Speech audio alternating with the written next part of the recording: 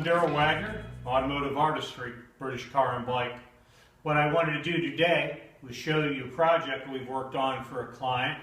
It's an Austin Healey 3000 6-cylinder motor that we have put back together. He had purchased it on eBay as a stalled project, delivered to me as a strip block, already machined, and we did the final inspection on it, plastic gauged it, and got everything assembled. You can see from what we've done on this that we've assembled it as a very correct factory Austin Healey motor, getting the correct drain tube bend down. We've got the correct standoff brackets for the capillary tube, the correct bend to the distributor vacuum advance. It's just the little details that when he's able to put this in the car, he's ready to roll. Working with an easy run engine stand made it pretty nice, because once I got the pistons in, the cam in, and everything all set, then I transferred it over to this stand, and that gave me some good stability to finish working on the block. But you can see we've done an alternator conversion kit, we've done the Texas cooler on the fan blade, we've done the oil filter conversion kit to get to a spin on, and we've also set them up for a high torque starter. What I want to do now is go ahead and fire this off for you. We've already bed this motor in.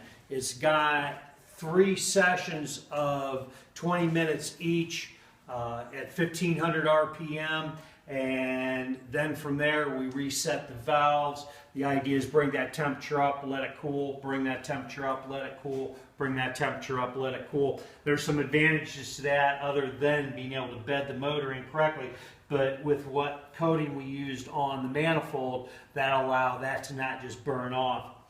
The Easy Run engine stand is a self-contained unit that has all my gauges on it. It's got a self-contained power source, as you can see, a rather large, good aluminum radiator to keep the engine cool as I get it run in.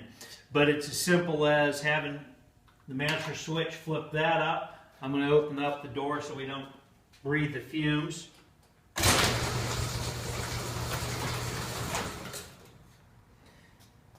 Voltage, oil pressure, water temp, and a tachometer.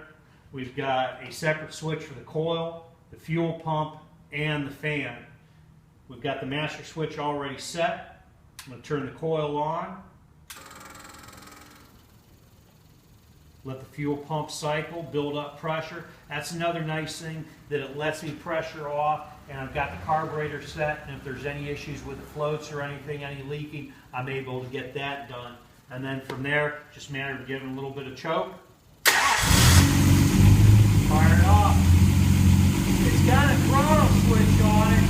Lever that I made a little bracket that allows me to come down in on the arm and allows me to throttle this up as needed.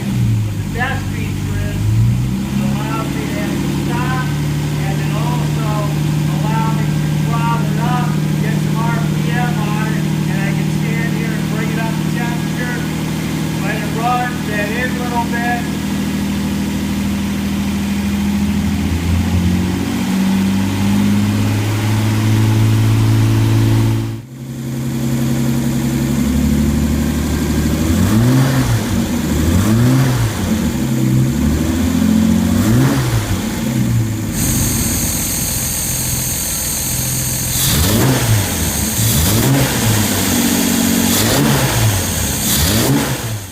You'll agree with me that getting it set up in this engine stand and test firing it before I deliver it to the customer was definitely a good way to go. The advantage is that once he gets the motor in, he's not worried about oil leaks, he's not worried about antifreeze getting sprayed all over, and he knows he doesn't have to do anything because I've already reset the valves, as we talked about earlier. Carburetors are done. So it's just a good, round, easy way to make sure that I'm assured my customer he's got a project. When he puts the motor in, he can turn that key, push that button, as Austin Healey does, and get on down the road.